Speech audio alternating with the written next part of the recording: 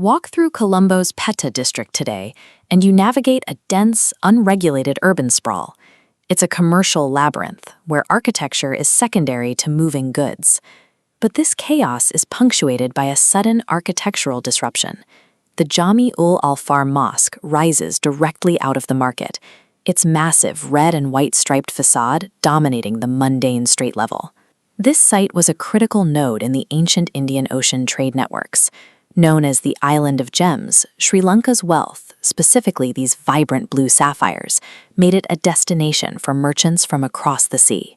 By the early 20th century, Arab and Indian merchants had turned this part of the city into a concentrated commercial stronghold.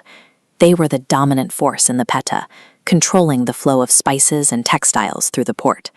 This created a unique geographical paradox. Transnational wealth was being poured into a highly localized grid, resulting in an economic powerhouse that lacked any centralized spiritual or civic organization. The South Indian Muslim traders, known as the Saman Kotu, lived by a strict religious rhythm. Their daily lives required a massive, dedicated space for 5 congregational prayers. However, finding tranquility in the Pettah was difficult. Early photographs of Colombo show the intensity of the congestion. The streets were a noisy, overcrowded mix of tram cars and commercial labor. These traders had the money to build a sanctuary, but their community lacked formally educated architects to design it. They needed a massive structure, but they had no technical blueprints to follow. Solving this required a departure from traditional design.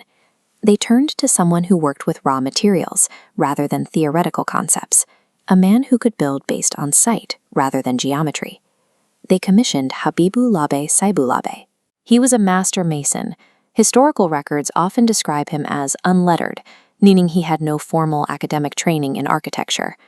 In 1908, Saibu Lebbe began a highly unconventional design process. The traders handed him flat, black and white photographs of foreign buildings and asked him to replicate their forms in the Pettah.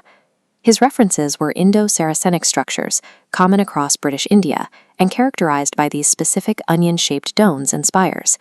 Saibu Lebbe's task was to reverse engineer this visual style from a 2-dimensional image. He managed every physical detail himself. He traveled to Pettah to select treated teak for the internal columns, and personally supervised the bricklayers to ensure the joints were perfectly spaced. His lack of formal schooling forced him to rely on spatial intuition.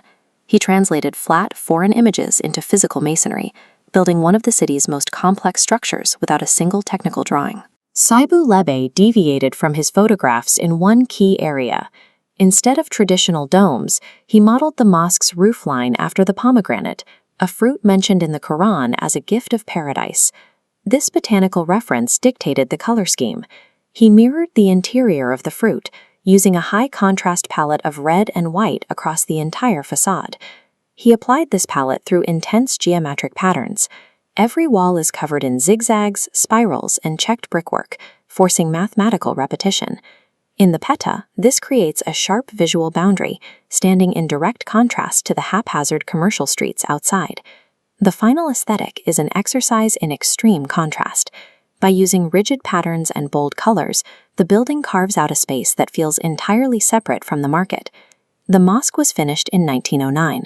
Completed in just a year, its impact on the local horizon was immediate. Early 20th century Colombo was a low-slung city with a flat horizon. These towers, with their vibrant red patterns, were the only structures of their height. Sailors arriving at the port found the mosque to be a reliable navigational aid. Its height and distinct colors made it a visual beacon, visible from the Indian Ocean before ships even entered the harbor. The building eventually served as a guide for the same maritime trade that funded its construction, creating a physical link between the ocean and the market district. Shortly after completing the project, Saibu Lebbe was killed. While admiring the finished mosque from the street, he was struck by a runaway cart. Local folklore eventually surrounded his death.